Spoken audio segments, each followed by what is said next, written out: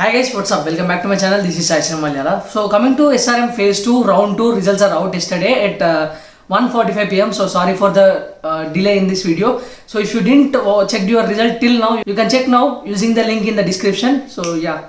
And when it comes to fee payment, just after getting the allotment, those who got allotment, you will get like so and so seat allotted. So this is the allotted date and last date to fee payment.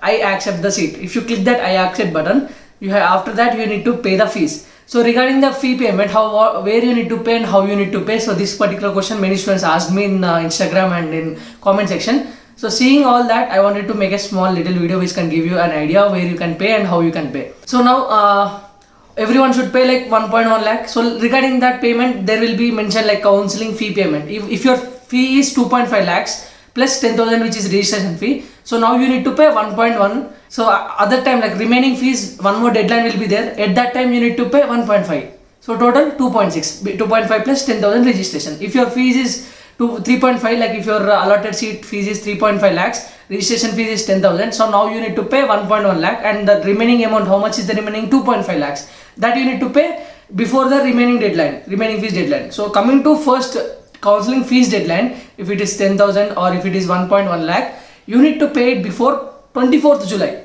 So today is 21st. So still you have 21, 22, 23, 24. So still you have 4 days left for paying the fee. So now you may ask me where we need to pay. So after accepting the seats, there you can see this particular screenshot I am mentioning here.